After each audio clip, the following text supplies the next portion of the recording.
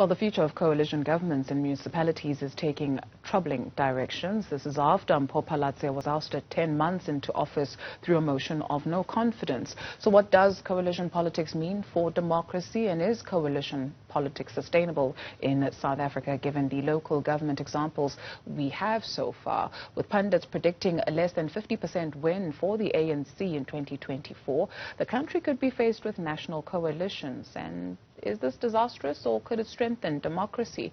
Let's hopefully get some answers from Dr. Sebake, Director for Student Governance and Development at Nelson Mandela University. Thank you very much, Doc, for availing yourself this evening. I guess maybe let's start with your reflections of how quickly things can move.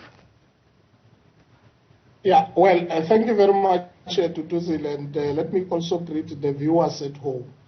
Of course, I think a local government has been in the spotlight in South Africa, and this is an indication that really there's much that is required by local government. But as a result of the fact that there's no political party that makes government, we are left with a coalition government where tolerance on each other and ability to forge stability of governance in most of our metros that are on coalition becomes a center of concern for all citizens. Sure. You've penned an opinion piece called A Maturing Democracy and Coalition Governance, SA Politics at a Crossroads. And you make the assertion that the conceptualization of good governance and co-governance cannot find expression in the understanding of our politicians. What does that mean? The picture that opinion piece was trying to pencil visualize exactly that at the spotlight one had realized that beyond the fact that government must be driven by the agenda of the people, there seems to be a personal space that political parties are occupying, and there seems to be a personal space that individual leaders occupy. Therefore, the diversity of those, if it's not in the interest of the people, really give us an indication that we are not ready as South Africa, particularly at the level of government, to have a coalition governance, because we want to take it all.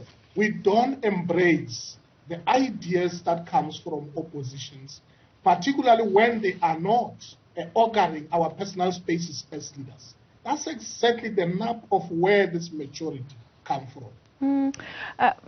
We just spoke to the UDM, speaking on behalf of the minority opposition bloc, Umamthandi Nontenja, basically saying that, well, this move is in line with protecting the interests of the people of Johannesburg. There had been a purging of staff, if you will. In this particular instance, you speak of maturity and you speak of ideological differences where the needs of the people are not put first.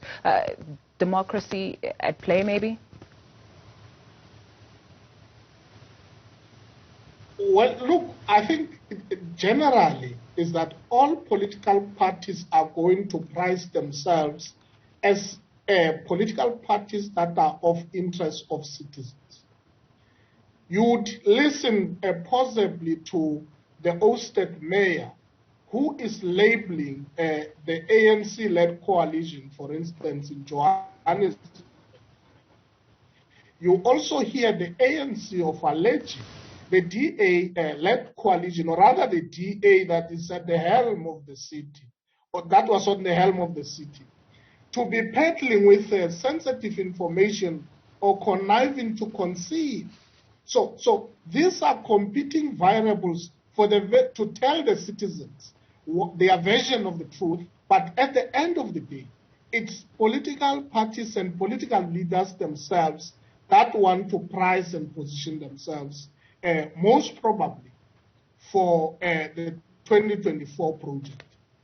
You also speak of lessons in your thought piece that we can draw from the well of history to maybe map out a future. And you make reference to the former mayor of Johannesburg, Herman Mashaba. You have the belief that under his administration it was an interesting period to test drive coalition politics. How so?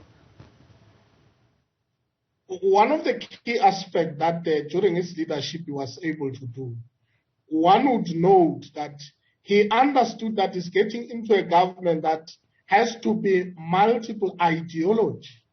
But when you are in government, ideology matters, or that's what matters to ensure that the most vulnerable citizens in your municipalities are best served. So I think if you look at the number of policy shifts that he was able to understand that in as much as the issue of insourcing, for instance, which I gave an example of in that opinion piece, he moved swiftly to ensure that insourcing is done.